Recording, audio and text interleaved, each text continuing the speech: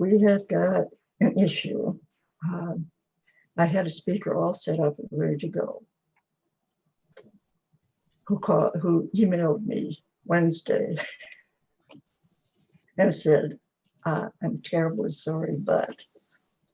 So after I got myself up off the floor, I realized it's a really very complex subject. And in the time that we're allotted here, so we don't go up into the Netherlands,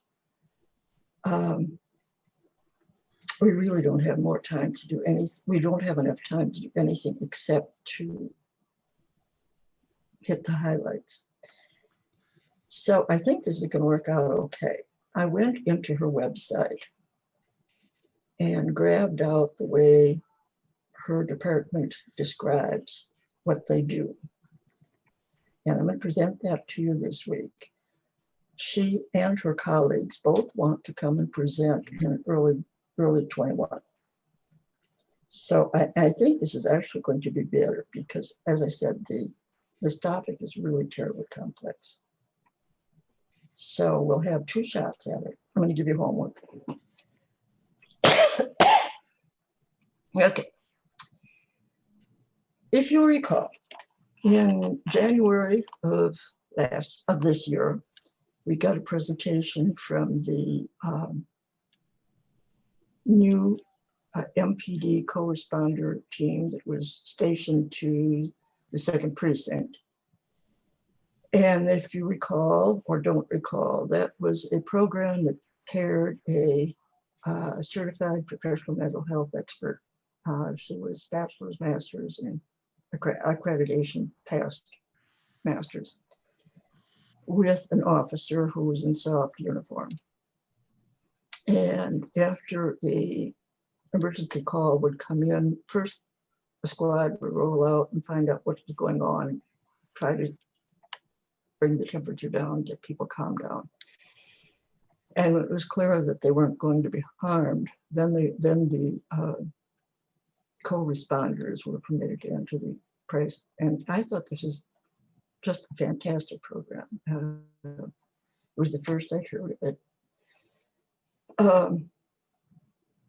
Our mental health expert was Kathy Parendy. And she explained how, because of the position she had on this team, she was able to cut the red tape. If she said somebody really needed a bed that night, they got it. They would have to scrap it for it, but the person, the client, not patient, the client, got bed space in a safe place with subsequent treatment.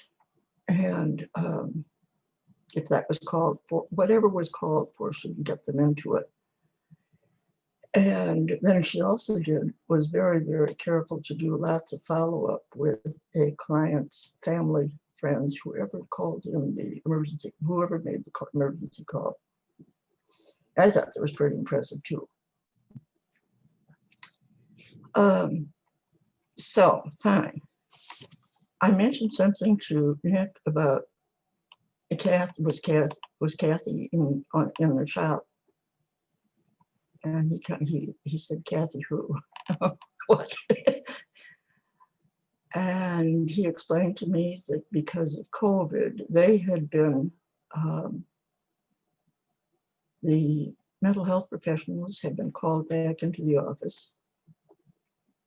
And we're still working, but we're working differently with COVID restrictions. I have no idea what the COVID restrictions are, what they were, how they, I'm not even interested particularly. But the point is that clients still have a path to get the help they need. But when I heard that Kathy had been pulled out of the 2nd precinct building, I contacted the Hennepin County Justice Behavioral Health Initiative, which administers a very, very similar program. through the suburbs and also covers Hennepin County Jail, I believe. Her name is Leah Kaiser. She is the senior administrator in the Hennepin County Department of Behavioral Health, and she will be telling us eventually how this program is being run during the time of COVID-19. This is an informative program for us to look at because I see the City Council working at designing something that is similar or if not overlapping. I think it's informative for us to look at a program that's already in operation so we have something to hold up to compare with the ideas that are coming out of City Hall. In the Hennepin County Justice website, I found an outline of their program, and I picked out the very barest part of that, and I'm going to be starting to talk a little bit faster than I'm doing right now, Rachel, when we're getting. I do suggest you grab a pencil and paper and make a notation, a scribets or whatever. But of anything that you might want to have more questions about, start noting your questions down. I will be posting what I'm reading from on the Court Watch 2-Pack website on WordPress. And there, that is where I post all kinds of URLs and whatnot. So,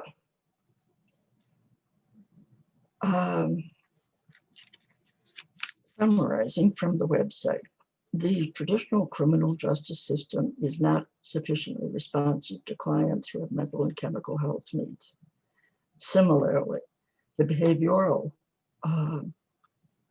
health system is not designed to serve people who are also involved in the criminal justice process. These mismatches end up costing both healthcare and criminal justice system too much money and too little benefit to the people who need the help the most. To which I add as a personal aside, I also believe this adds very little benefit to the public at large. We pay for this mismatch at every level, livability, taxes, the whole works, and we're just paying and paying and paying and paying, and that's just silly. In Hennepin County, the Criminal Justice Behavioral Problem Health Initiative is working to break the cycle of people not getting the help they need from either side of the table, in the hopes of creating better outcomes for some of our most vulnerable residents and neighbors.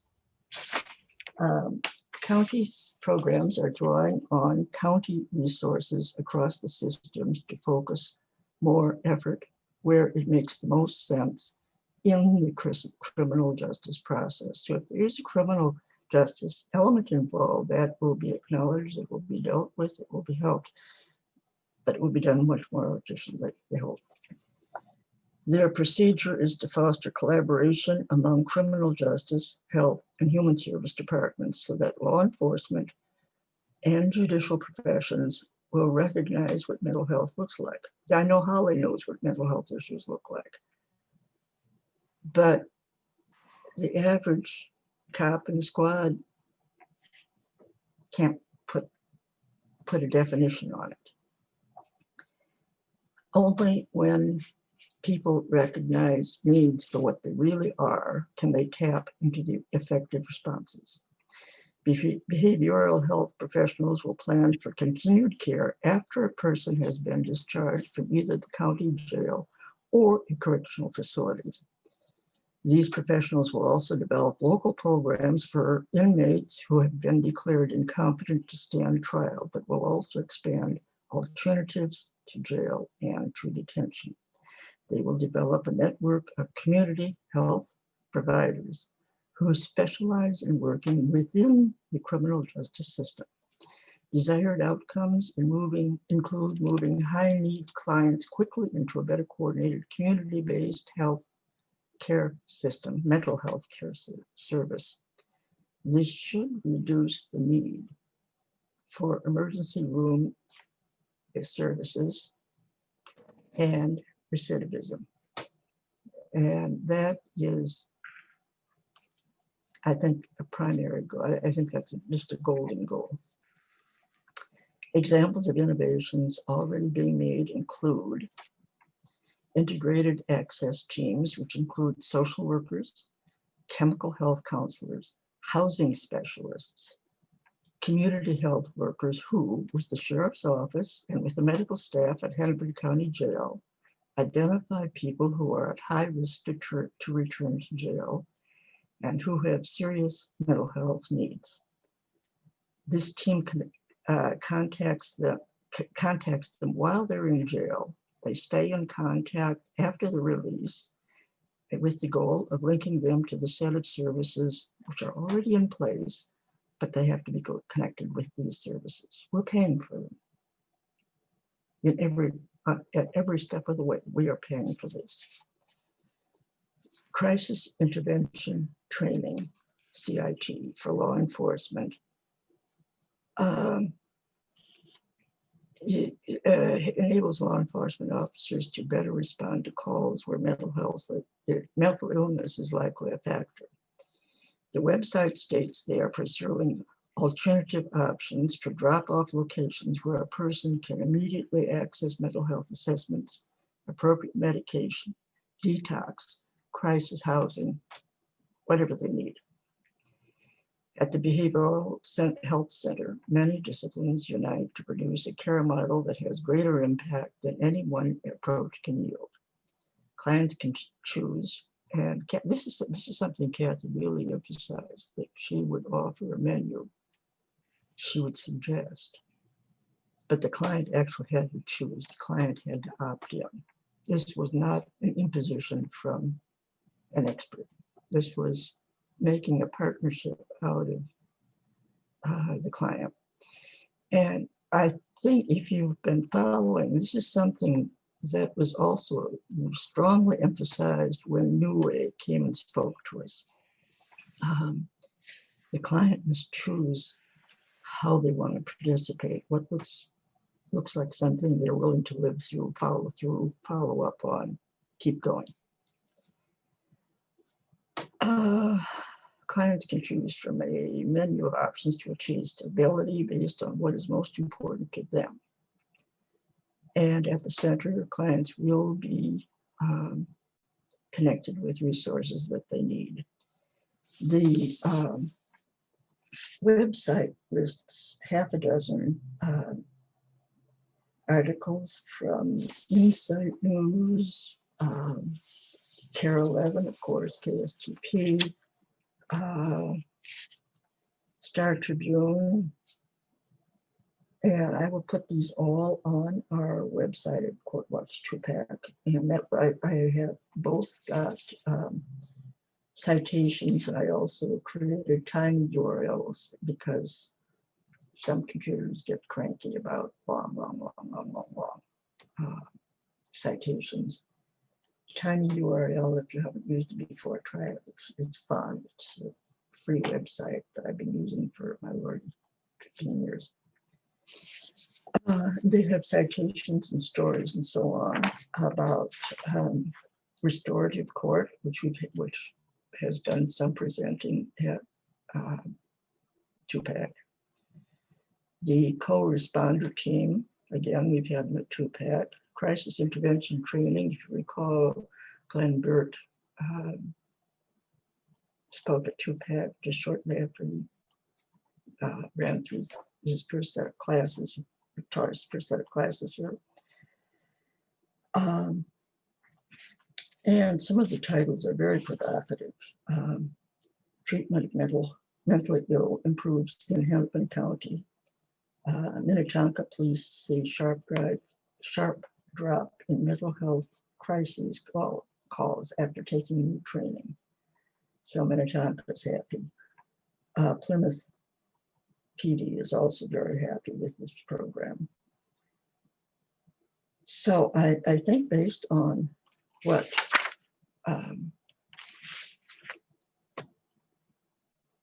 we've already heard about in 2-Pack, And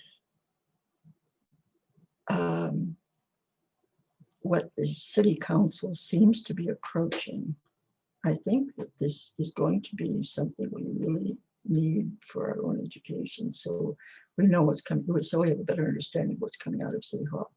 And I say that without any way disparaging our city council members. They're doing the best they can to.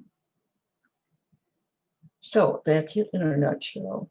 I'll put this whole thing with the URLs and citations on Court Watch 2PAC, which if you haven't looked at I use it as an archive for all our meeting notes and whatever. It will be going up, this part of it will be going up tonight. And from there, I see Sandra is here and so is Namdi. I've got I might as well start Court Watch now because I've given you enough homework to keep me busy for a month. Oh, somebody did already ask me when I sent out the announcement of the person who was supposed to be our speaker, Ms. Kaiser. Somebody immediately wrote me on Court Watch, no, on Nextdoor, and said, "Well, you're just talking about COPE." Well, actually, COPE is one very small part of this overarching, overwhelming, comprehensive program. It's just one small program. There are half a dozen more programs because COPE does not cope with everybody quite well enough. So, okay, I have court updates on our Court Watch. Oh, first of all, does anybody have any questions so far?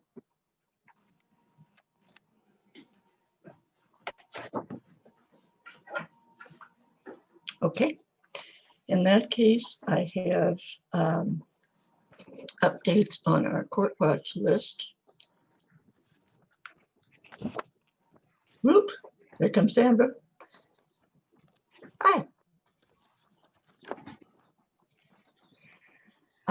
So far, Richard Breen had an arraignment date on the 17th of this month for a trespass that he picked up in July, for heaven's sake. Again, he's one of the cases that have been pushed back and pushed back and pushed back and pushed back and pushed back.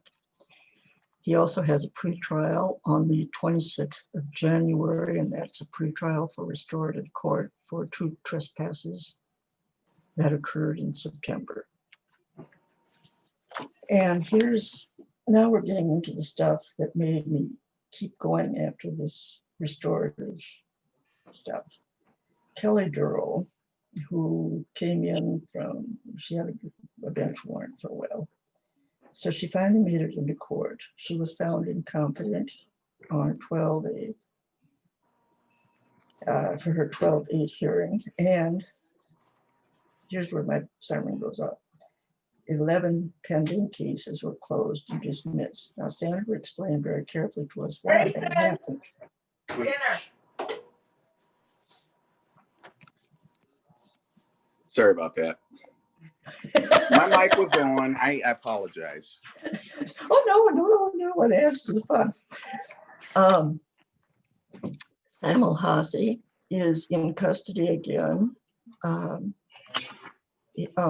12/15, he has a hearing coming up on felony possession of burglary tools, 5th-degree assault, theft, 4th-degree damage to property, tampered vehicles, disorderly conduct, and a probation hearing has been added to that list. Daniel Heacock is still out of bench warrant. He did not appear for his August 11th hearing, and he has been found incompetent in the past. Cody Hoerning is presently in mental health court for reckless discharge of firearm within a municipality. He's doing well in mental health court and is currently residing under supervision in Stearns County. No new cases, no new, he has his review hearing in January. Christian Clackman plead on September 22nd in mental health court to felony threats of violence, reckless disregard, blah, blah.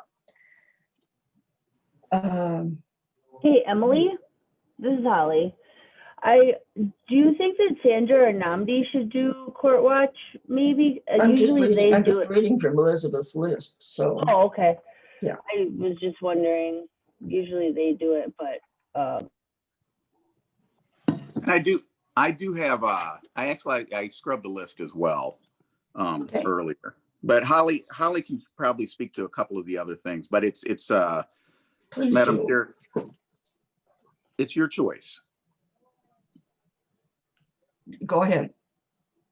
I'm reading from a list prepared by Beth.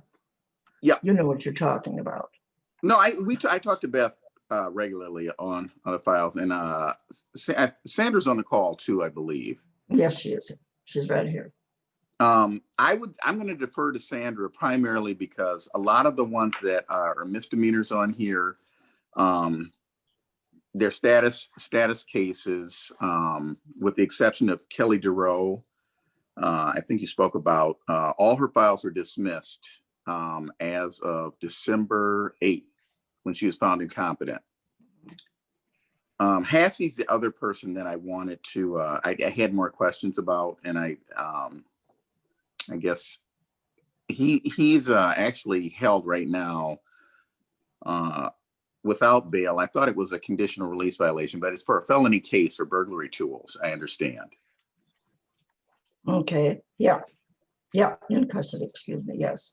And he has 2 hearing dates coming up, an arraignment for 1 new case, and then it looks like Tomorrow. that's correct. And he's also, I don't know if we talked about this before, but he's going to Veterans Court, which is one of the specialty courts. He's going to Veterans Court. He should be going to Veterans Court is what the notes in the file say. And I believe he must have served in the armed services in some capacity, because you can't get into Veterans Court. But what they do is they offer you more services. Oh yeah. And hopefully get him stabilized at that point.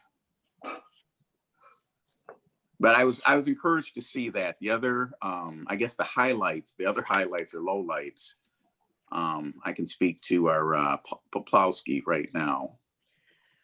Yeah, please do. Well, he's a walking wrecking ball, to be quite honest with you. And I mean, I have a couple cases on my desk right now that I'm charging, but the reality is until he's the charges help, but he's got a lot of pending cases and he's not held for too much of anything. He is a problem that I'm well aware of in the 2nd precinct, the University of Minnesota, and a lot of resident or buildings that have an open lobby where you have a lot of people. That is the only place he's got to get away from the weather. Yes, with the libraries and a lot of public spaces closed, it's a problem pretty much for everybody, and it's not for lack of trying. He's been a problem, as his probation officer will tell you.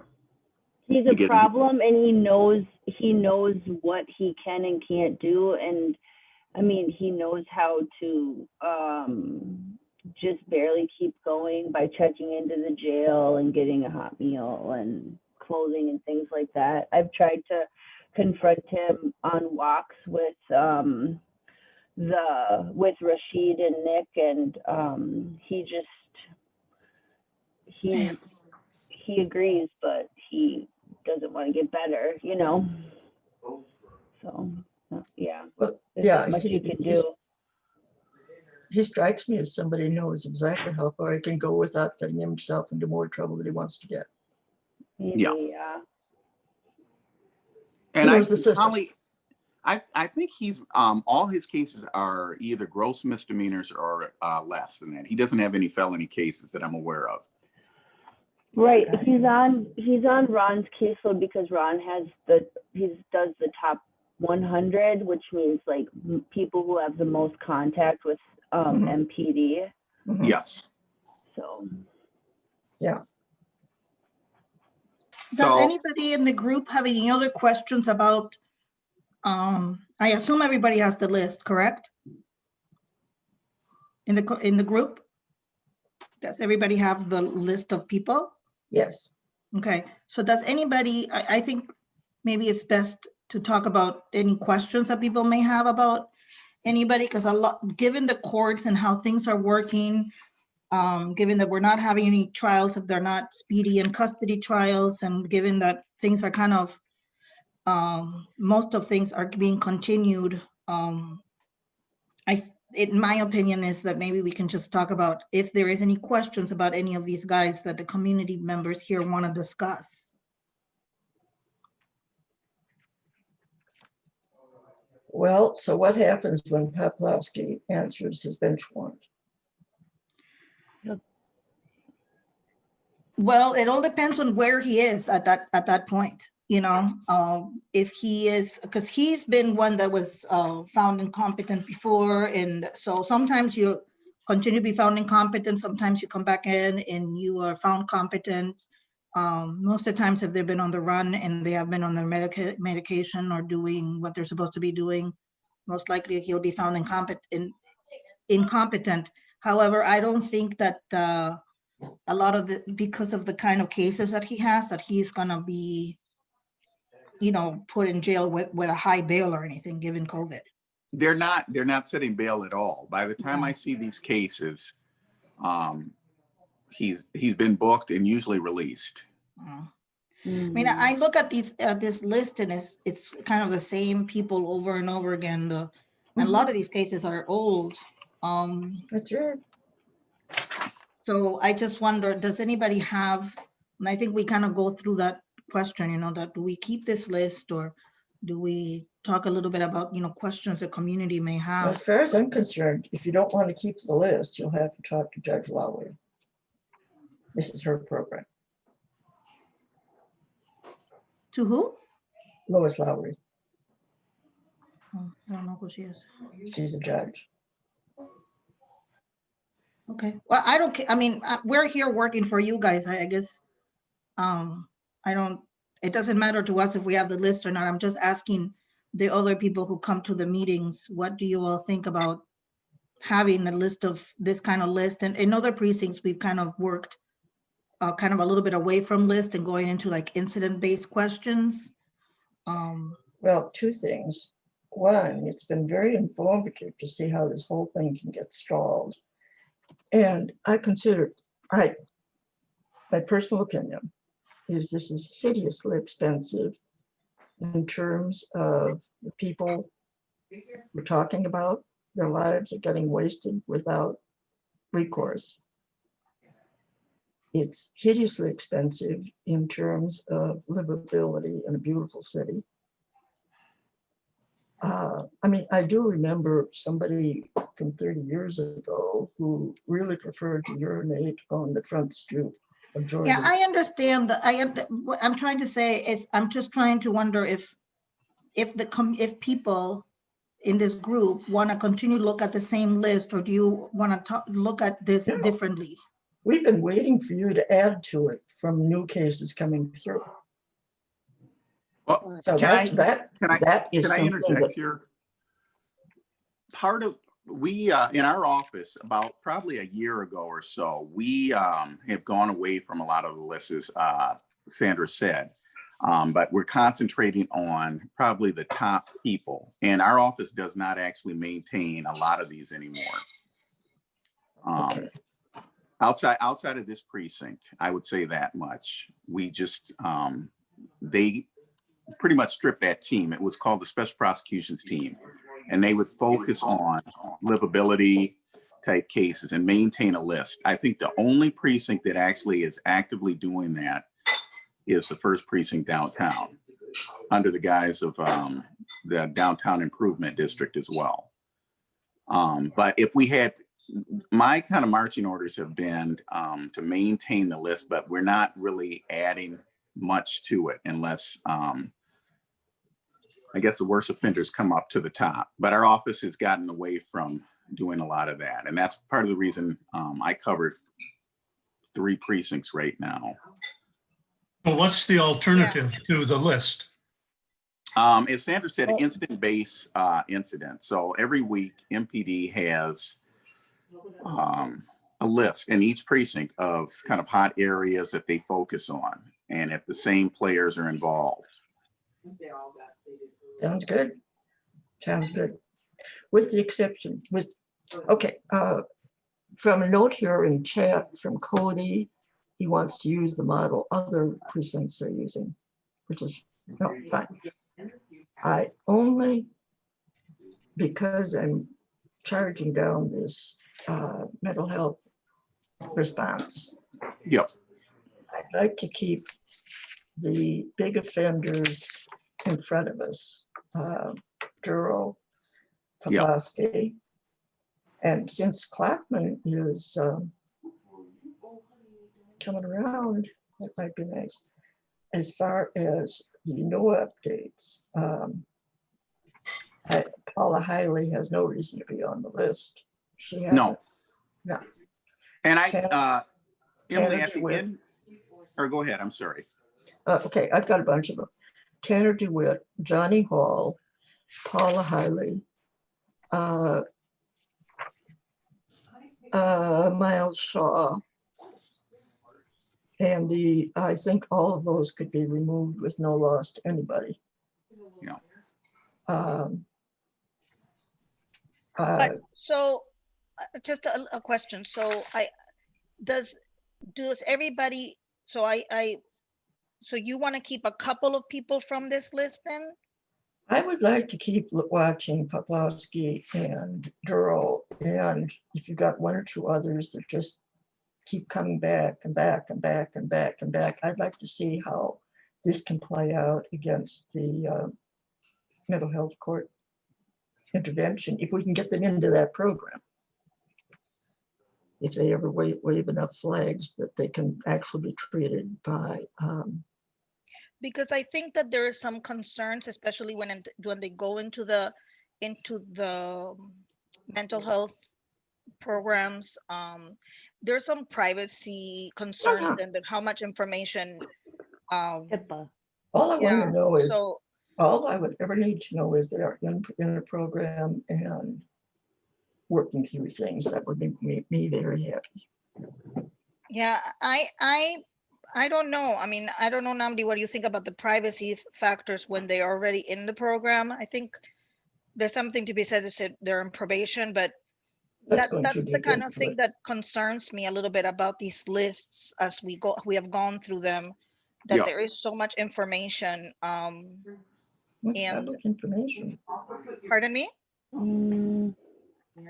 No, a lot of this, I mean, I don't know. I guess I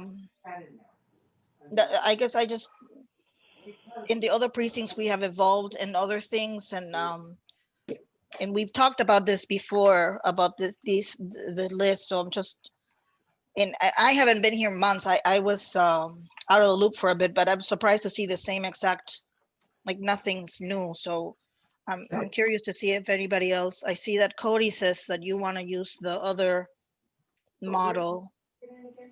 Karen also, Karine. Well, I just want to say something. First of all, I think that it's interesting because I think the list shows some good things in regards to the failure that we're, whether it be at the city or, the county, that we're not able to address these kind of, people that are creating a lot of contacts, and our police officers are kind of in limbo with these people, not being able to really be addressed with that. So I think that's one thing that the list does show us, but I also feel that we shouldn't be doing things, we can just do the things the exact same way, streamline it as the other precincts. That seems, and I think people would be more interested in this incident-based type of, especially if it's more recent, right? Some of these people are older on this list. And I also feel like it feels a little bit to me like it's, and a partial intrusion of these people's privacy potentially, especially if they're going to be in a specialty court and receiving, treatment. So yeah, I just wanted to offer that. I like using the other model.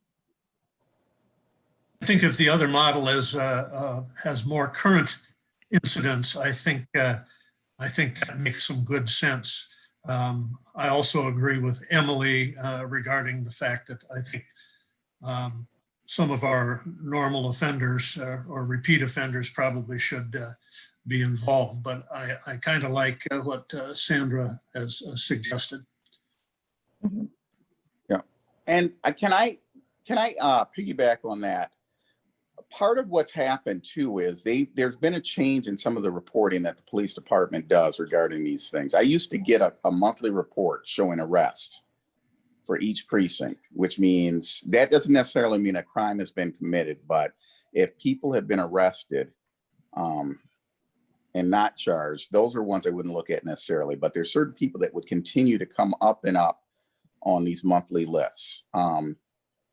That person who was creating that list has retired, and they've not really they've gotten away from just sending that monthly report out, and that's what the paralegal in my office looks at for each precinct. So I have an idea of who to add to these lists. But as I said earlier, I think part of the issue,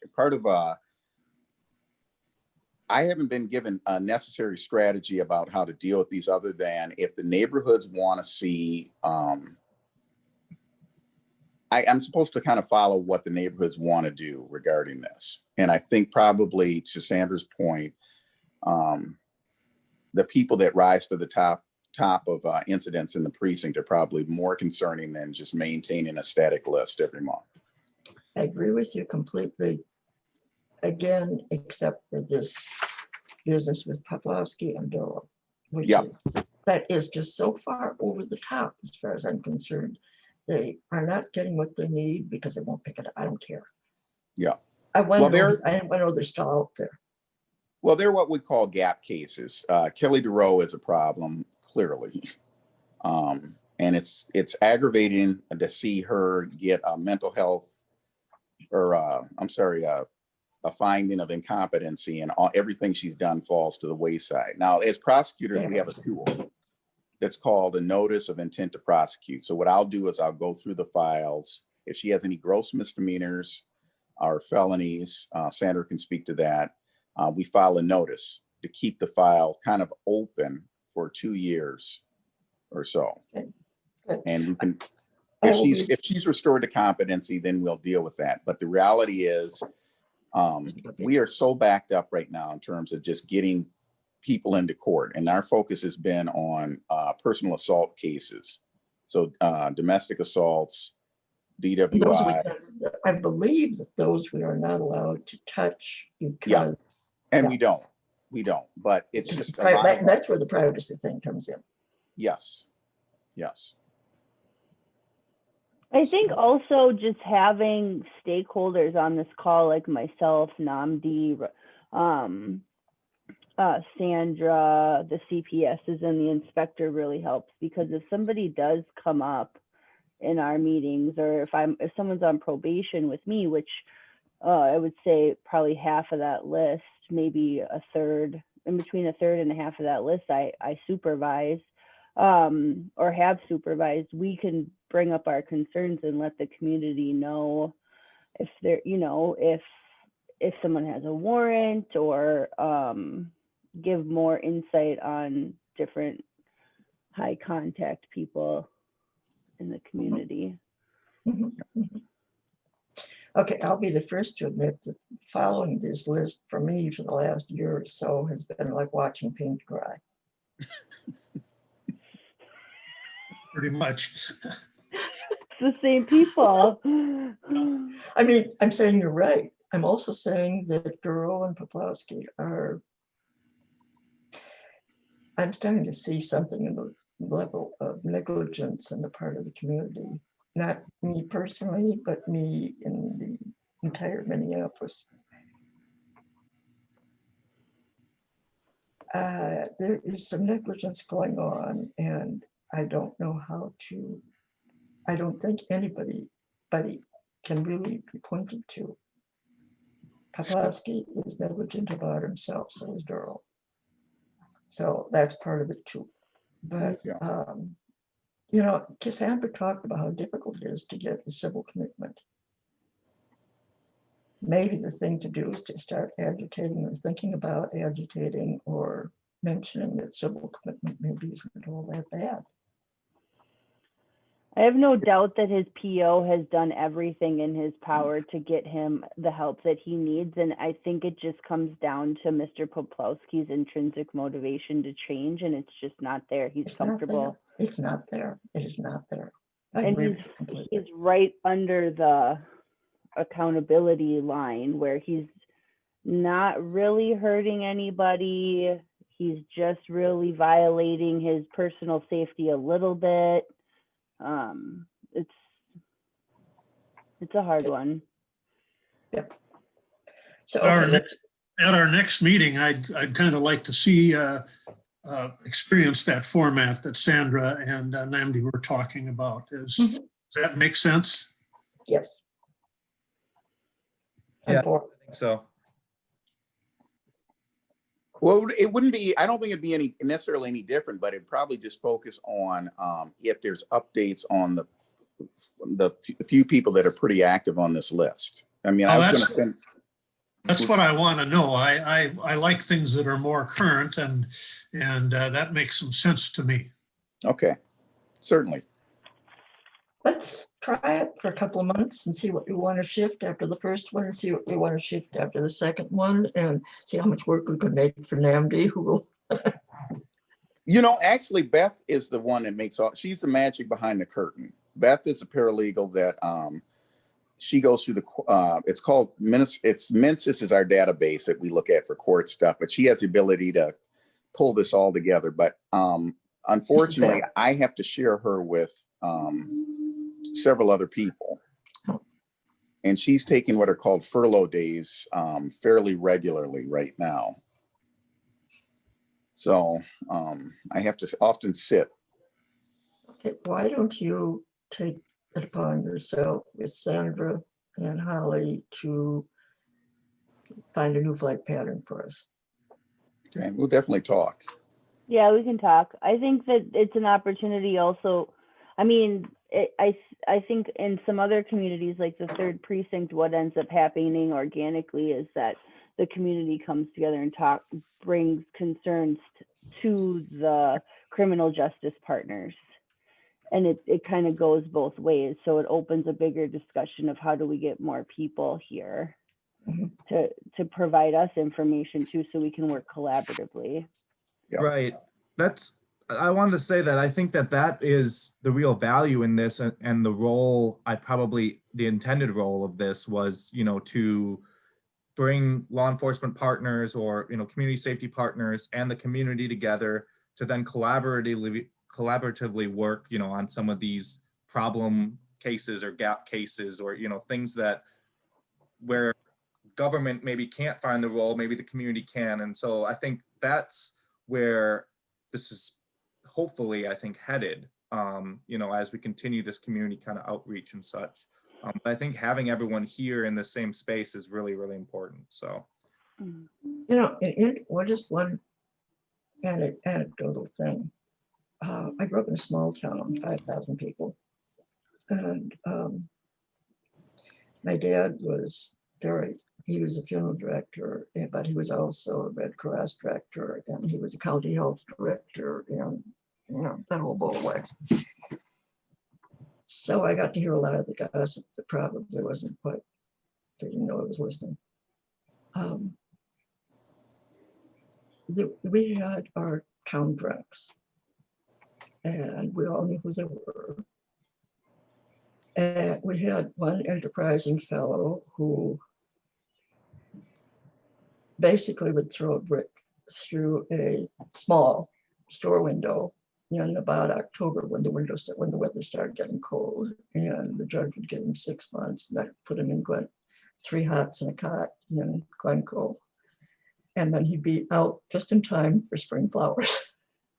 It was a 6-month penalty. I mean, he really didn't hurt anybody else except the guy. He never hit the same store twice. He was very good about that. And we also had just a wonderful man he really was. He had been a cartoonist for Star Tribune, I think, political cartoons. He taught my brother to cartoon to the point where my brother was putting out very professional stuff by the time he was in 10th grade. And he was a chronic alcoholic. And he would occasionally call up my dad and say, I think it's time for me to go and try out again. And his dad would say, well, get yourself let in, get yourself admitted to Wilmer, and I'll drive you up. And a date would be made. He would be going to a judge and doing something to get a dry out spell in Wilmer.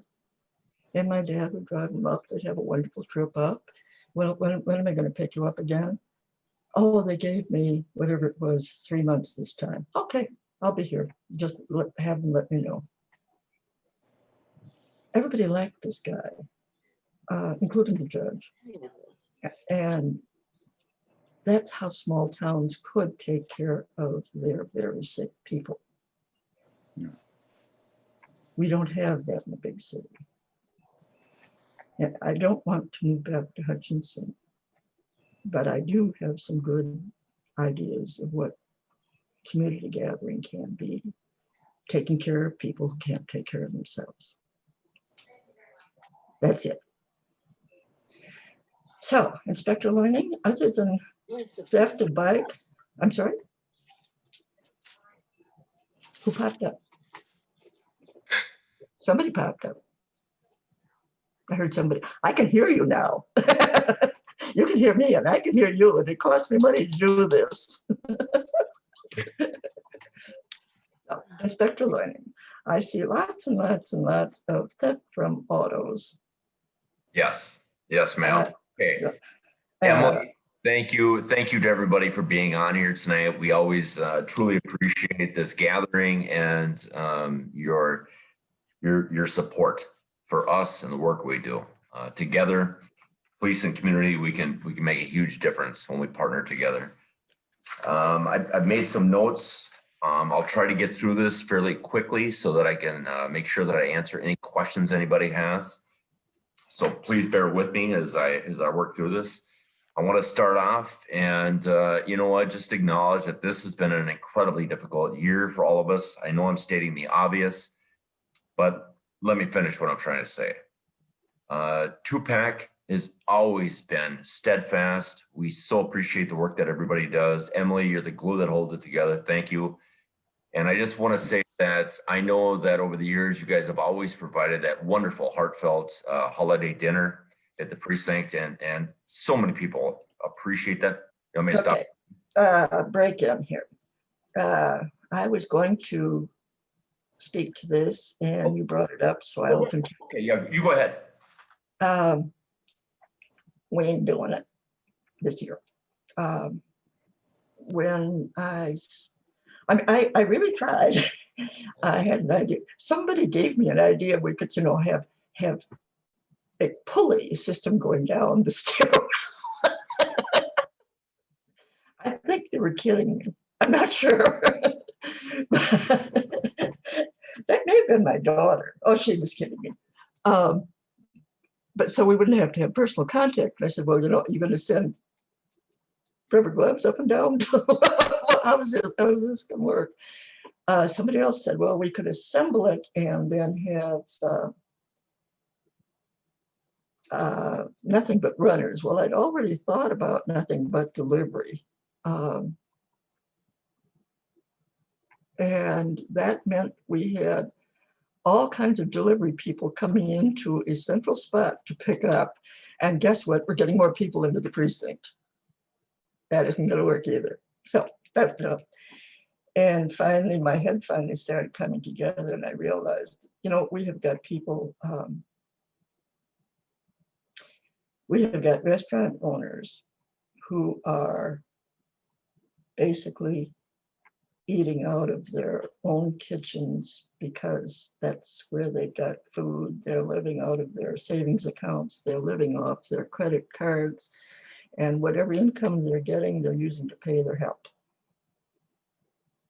And, you know, when with that outlook, I just can't ask them, well, how would you like to send us a nice $50 dish of shepherd's pie or something?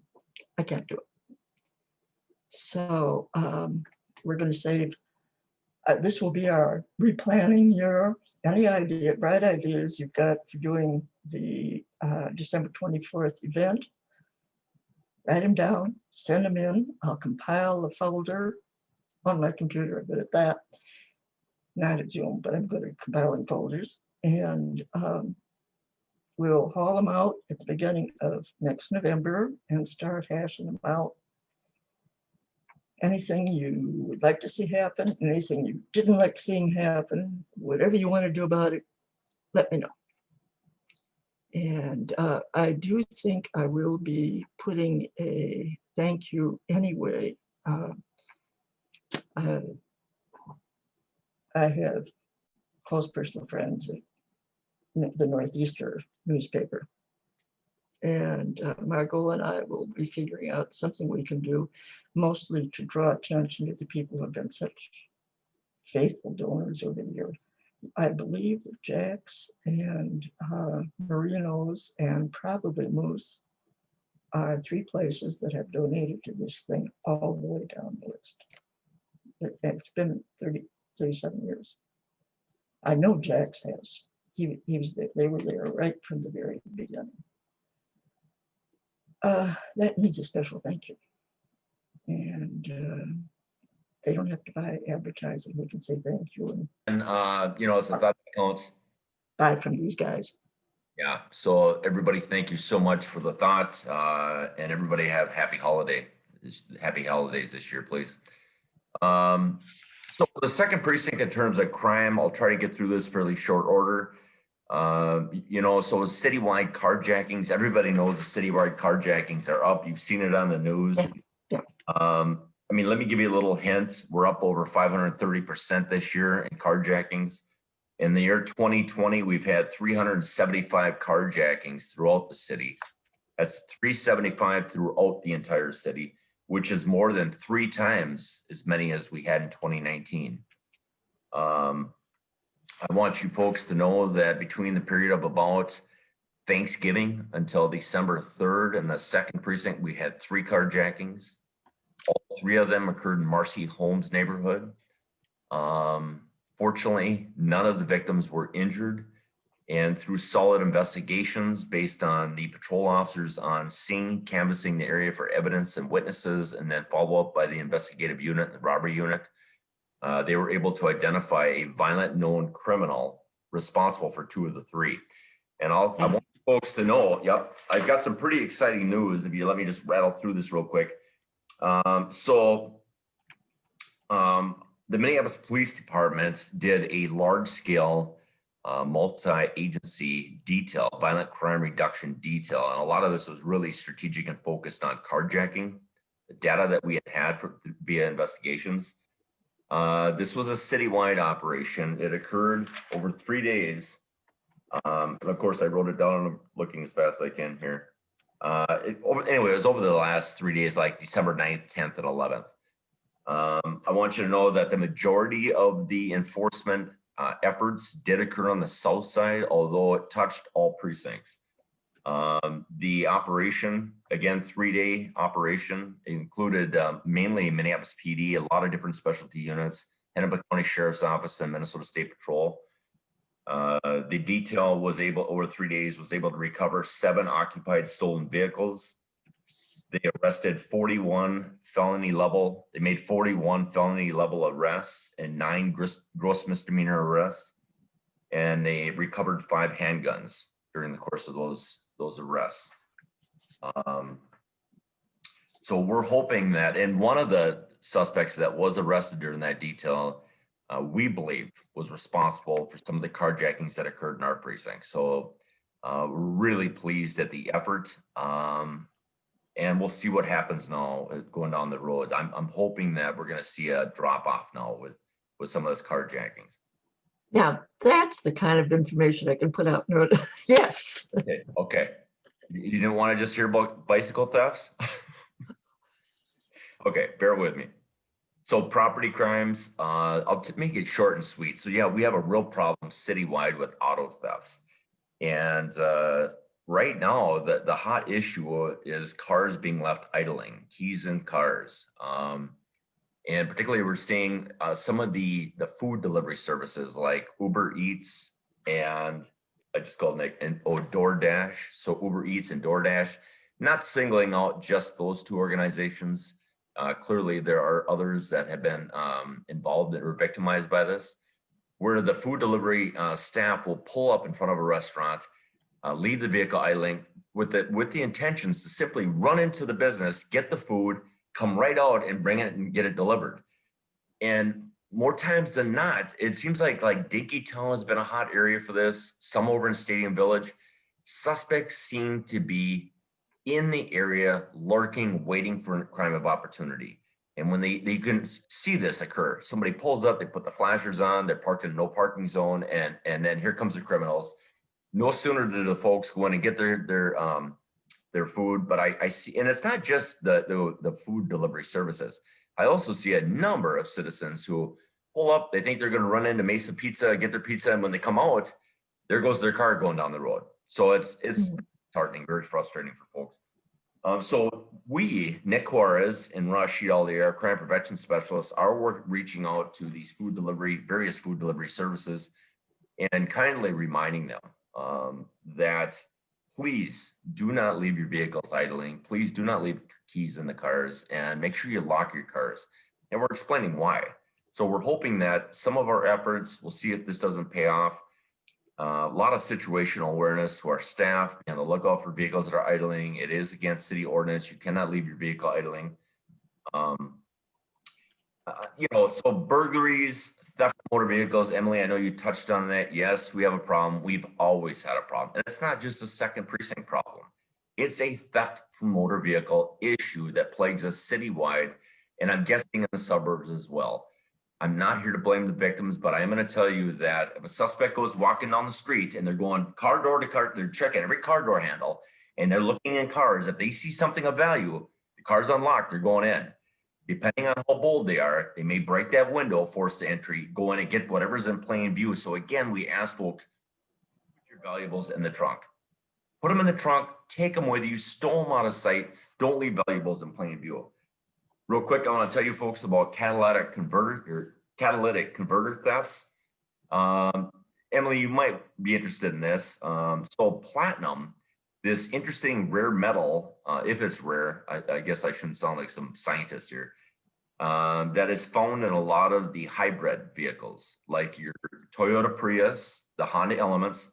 So the platinum is currently at a 4-year high in terms of value. It's now $1.75 an ounce.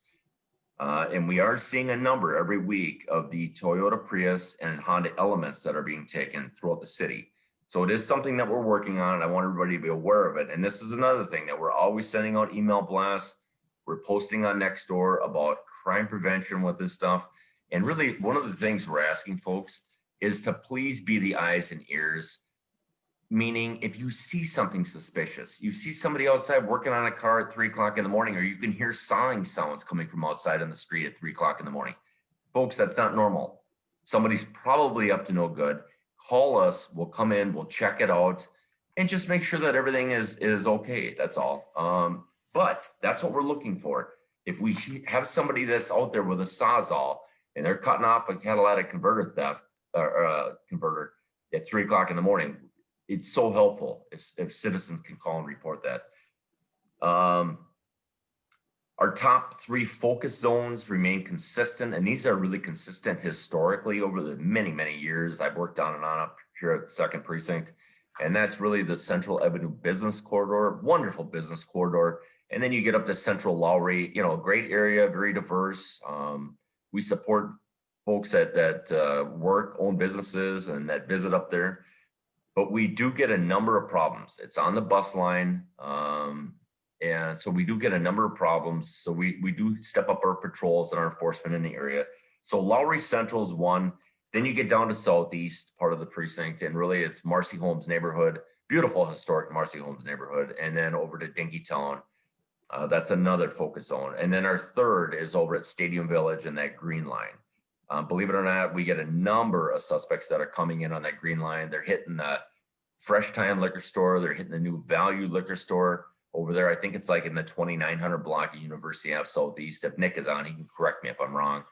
But yeah, we've had some shoplifting incidents that have gone bad. And some of these suspects, when they get apprehended or stopped, they become a little violent, a little aggressive. So luckily, none of the employees have been seriously hurt, but things have become confrontational on behalf of the suspects, by the way, just trying to get away. So some of our top areas that we're really focusing on, other than the focus zones, it's the Quarry Shopping Center. Particularly this time of the year, we get so many incidents over the Quarry Shopping Center. A few weeks ago, we had two women that had walked out of the Target store, and they were walking to their car when two suspects ran up at gunpoint and robbed them of their packages that they had in their hand. So really disheartening. We've had countless shoplifting incidents over there. So we are reaching out to management to talk about their public safety plan. What is your security plan and what can you do differently? And we want to offer some advice and some assistance with that. But make no mistake about it, we are aware of some of the ongoing challenges over there, and we're really stepping up our presence over at the Quarry Shopping Center. So, and I will just give a shout out to Cub Foods. They have taken it upon themselves to hire security guards. And those security guards are generally right out in front of that store. That's where I shop a lot of times. So we're working on that. We're working on the Thorpe building, very historic, great businesses over there, 1600 block of Central. So the Thorpe building, we've had we've had some burglaries, some thefts. I know Rashid Ali, he was on here. He had to go to another meeting. But he's been real instrumental in working with building management over there on their security plan and what can they do better? What are they willing? I mean, can they hire security? Do they have the means to do that? Do they not? And then of course, along the way, we're doing our very best to maintain contact, get out of the cars, their squads, walk through the building, say hi, make sure we're patrolling, get out behind where Tattersall is, the Spirits Distillery or whatever. Make sure that we're driving back there. And then, okay, real quick, staffing. Everybody hears about Minneapolis Police Department staffing, the crisis we're in, staff, we're losing staff, people are heading to the door. We as a department have gone through a lot of challenges. At the second precinct, we're no different than any other precinct in the city.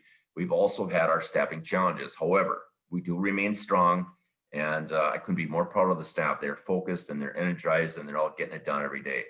What I do want to share with you folks is that last week I attended a meeting with all the inspectors and the Deputy Chief, Eric Force. He's in charge of the entire patrol bureau. So all 5 precincts he's in charge of.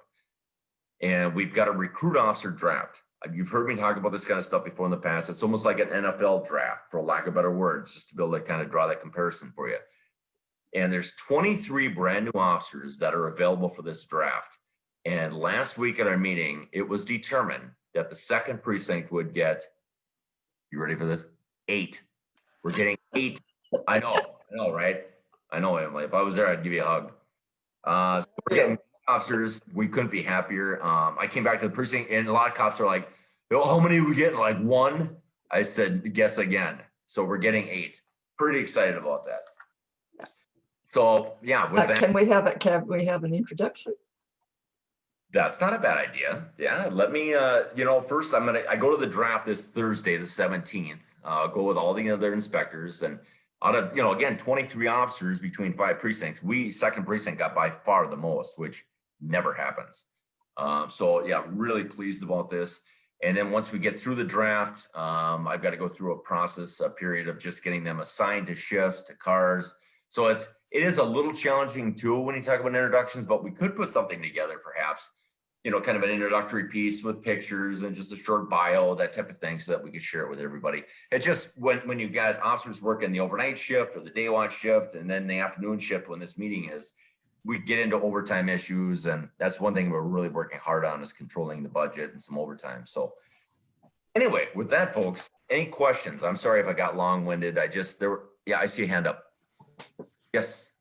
Hey, I'm Candace. I live in Logan Park, and I have been noticing on Nextdoor that there were 5 to 7 holdups with guns to women's heads in the evening, and I'm just wondering, like, what's being done with that? Like 3 of the incidents, I believe the gun holder, followed these women into their garages, and as they open up the door of the car, they've got a gun in their face. And as someone who is a woman, it just concerns me. Yeah. Thank you. Very good question.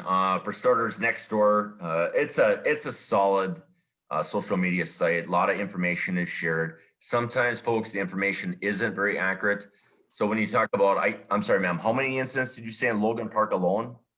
5 to 7. It's right around 13th to 15th in University, and then in a couple of blocks. Yeah, I'm not sure the time frame they're talking about. They must be talking cumulative over many, many, many months.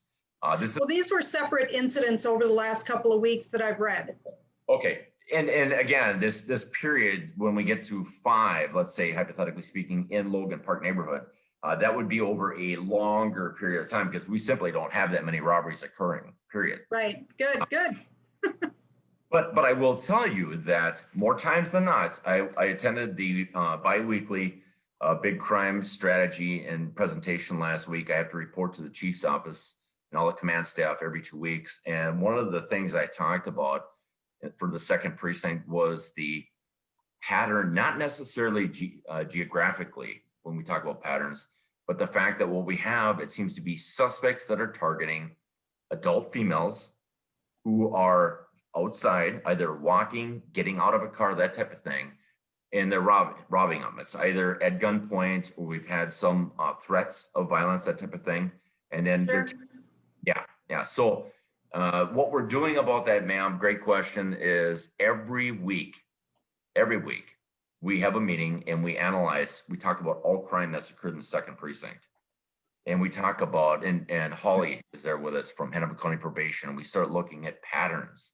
What are the different MOs of these different suspects, weapons used, things that are being said, things that are taking, where things are occurring at, top days of the week, top times.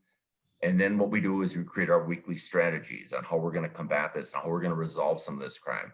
And a lot of that is about steering officers when they're not answering calls into a particular geographic area, a lot of high visibility patrols, proactive enforcement, making a traffic stop if warranted, to make our presence known. And of course, our crime prevention specialists do such a nice job of messaging to the community about crime issues that are occurring us, personal safety, crime prevention, that type of thing. So, yeah. Thank you very much. Sure. Yeah, good question. Yeah. Inspector, when do the 8 transfer in? Is that immediate? That will occur sometime in January, and I will find out this Thursday when that occurs. And I'm sorry I don't have an exact date. I should be better coming into this meeting. But You say they're recruits from the last training class? That's correct. And the majority of them have finished their field training officer period. Okay, that was my next question. They've had field training. Yeah. Okay, good. So they can go right to work. They can go right to work. You bet. Super. Yeah. Super. So we're getting 8. Now, the 8 that we're getting, they will be divided up amongst the 3 shifts at the 2nd precinct. Sure. When you hear the number of 8, even I have staff at the precinct come to me and say, "Hey, Inspector, man, we're getting 8 officers. Does that mean that we can fire up some beats?" You know, like Marshall Collier. He did such a wonderful job. We miss having him there. Can we run with beats? Can we run with fire up our community response team? And the answer is sadly, no, we can't. Because we came into shift bid already about 10 officers down. And so the 8 is going to be a nice addition to our team. But we're still not. I mean, we don't have sufficient personnel to be running specialty units or assignments. So unfortunately. Well, hopefully it'll get back up to 888 where it belongs. And then we'll have Never the happened. Never happened. patrols in the neighborhoods. Yeah. Thank you. That'd be nice. Question. Vote, vote, vote. Yes. If I could, Yes, Emily. Cody, go Just- ahead, sir. Ooh, You're muted. Was someone else trying to talk? I didn't. yeah, I was just gonna say about the Logan Park. I just checked real quick.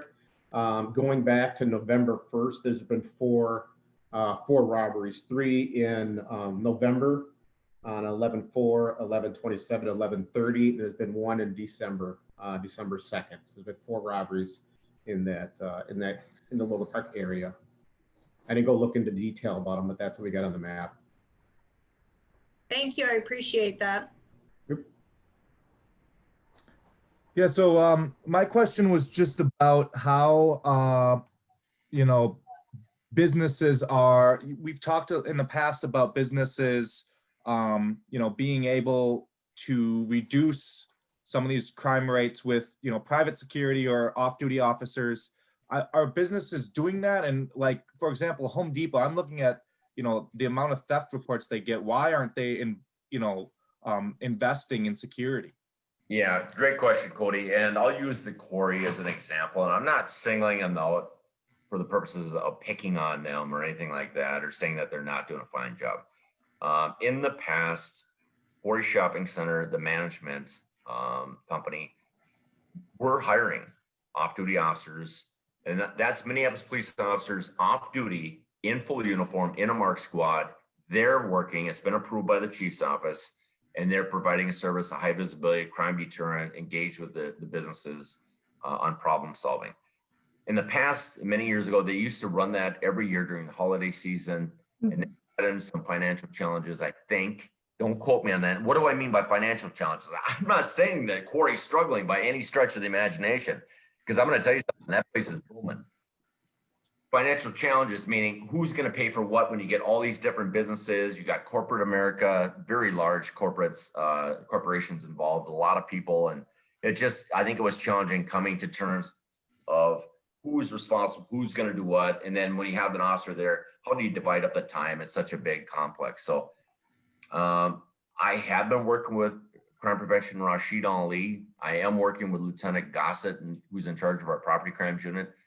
We've been talking about this now for a while, and I know they're trying to get a meeting organized, but we need to call. Matter of fact, I just sent out yet another email this afternoon before I left work saying, gentlemen, where are we at with this in terms of our request to have a meeting? We need to talk about the Quarry Shopping Center, the problems that we're seeing. I know they're aware of it, the shoplifting.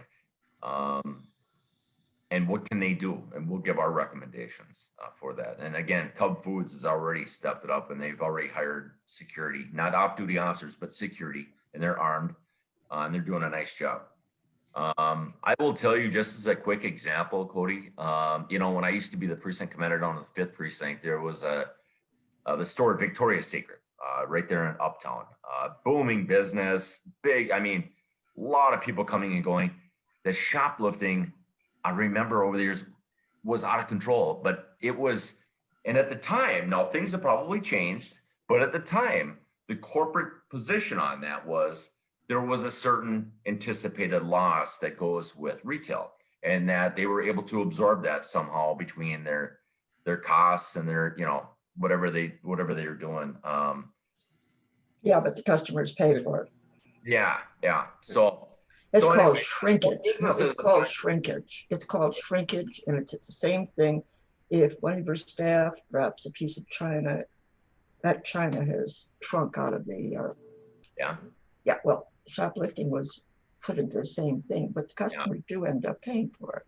Yeah, and then of course you get into big businesses, big corporations like Target, and there is a certain amount of liability, without question, that comes into play when you have shoplifters and you stop that shoplifter. And I already gave you a couple of examples, like Fresh Time Liquor Store down in Southeast, right at the Green Line, and or Value Liquors, how they'll stop these shoplifters. A lot of times they're underage kids, and all of a sudden the kids become combative and they want to get out of there, and they don't want to go to jail, and they don't want the police coming. And so, yeah, so some of that is some liability issues, because you go hands-on, you stop somebody, you call the police, they're resisting, and next thing you know, somebody gets hurt. And so I think there is some concern about liability as well.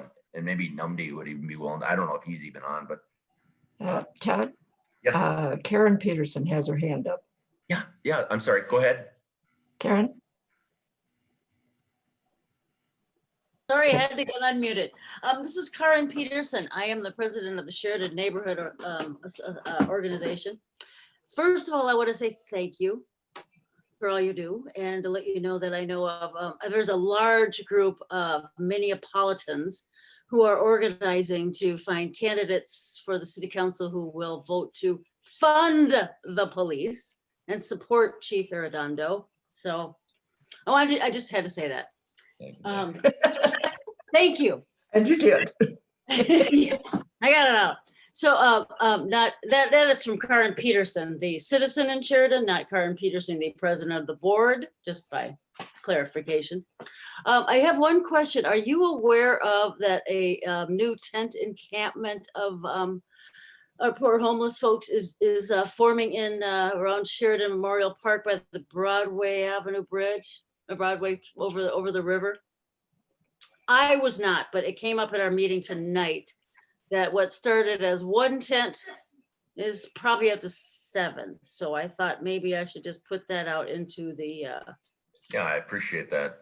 Yeah, between Nick Juarez and I will reach out to Chief Ohado, Park PD, and we'll see if we can't get those folks some assistance that they may need. And There may even still be some room in the Strong Tower shelter, from what I heard.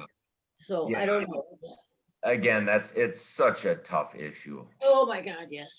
And, and then you get into Minnesota and this time of the year, our hearts go out to these folks that are in need of help and services. So, yeah, we'll do our very best to make sure we address that, ma'am. But thank you.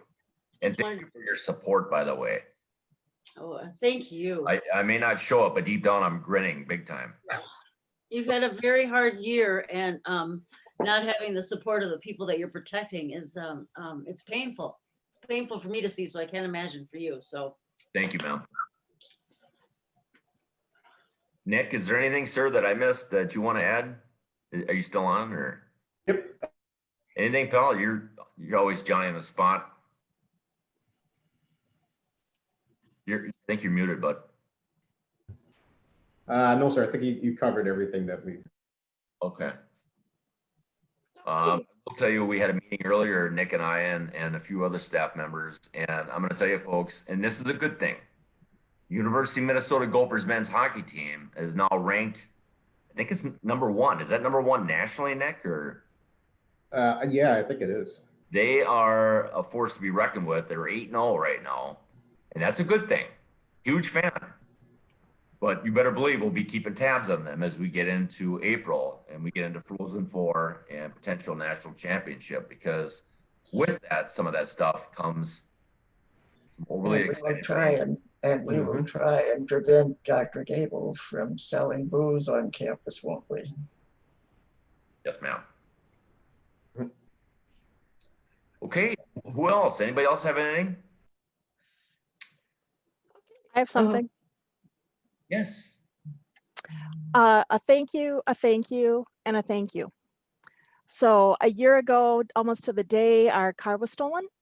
And about 10 days later, Minneapolis police found it.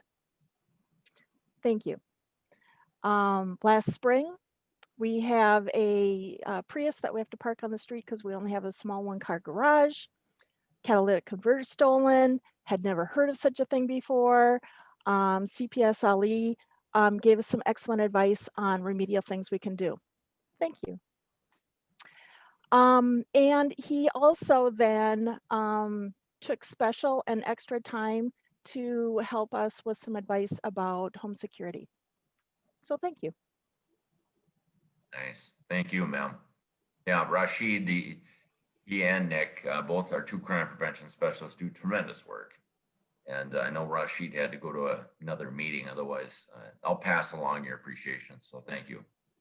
I spoke at length I spoke at 8 minutes is what time I think I had, but talking about how much Nick and Rashid are needed.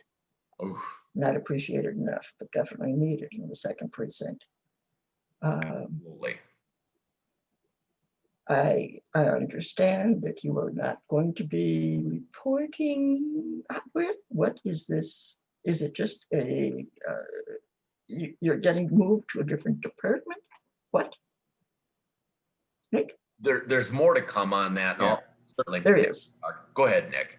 Yeah, and part of the budget that was passed is all the CPSs. So there's about 16 of us, but I just found out 2 are retiring, are being moved to the Neighborhood and Community Relations Department.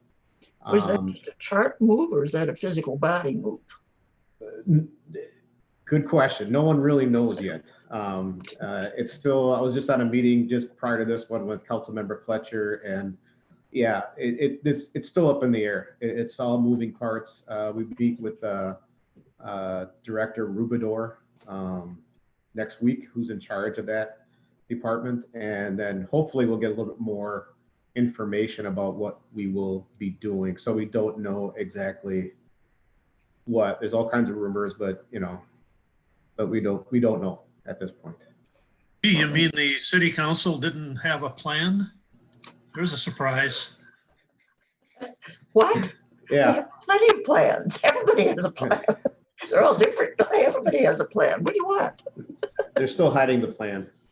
Okay, that's why we're going to Hennepin County to find out what plan they have for that part of what they're doing, so that we have a plan to hold up against this Minneapolis City Council plan to see if they match up or coordinate or fit into each other. I don't know what. We're going to have a standard. Sorry? If somebody doesn't like it, find a different topic for me to search. Okay, it is 7:30. And if there are no more questions, observations, pithy statements, I'm going to say A final comment, if I may. We were complimenting Nick and Rashad. I would also say we're darn lucky to have this guy, Inspector Loining, running this precinct.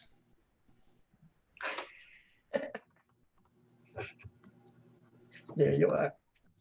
I see some applause. Thank you, sir. No. Thank you. We're a team. We're all of us. We're on the same team. Well, if we don't have each other, what have we got? Yeah. We got to have each other's back. That's the only way it is. That's the only way we can do things. I thank you, people. Really, you are centerpieces in my life. It's fun getting challenges from this group. I wish you all good health and a good holiday season. And we will be back, hopefully with somebody from Hennepin County in January. If not, I'm going to be stuck for a topic, but I'm sure I can come up with something. No. If there's something you want to hear about, let me know. I would add this. Leah is great. Leah Kaiser, who is supposed to speak tonight. A wealth of information and probably make this easy to consume for everybody on the call. So I'm a little bit disappointed that she wasn't here tonight, but at the same time, I think she wants to make it so it's a good presentation as well. Well, the lady definitely knows her job. She knows her work. And I got the idea that she was beautifully organized. Really just beautifully organized. Something just fell in top of her and she couldn't show up. Yeah. So we will hear from, I try to get the best. Okay, I always get the best I can find. That's sometimes a different question, but I try to get the best. So thank you. And happy holidays, good health. See you in January. Oh, and Everyone. shop at our donors' restaurants, please. If you're going to do some carry out, you know who they are. And if you don't, you can look in the Northeaster.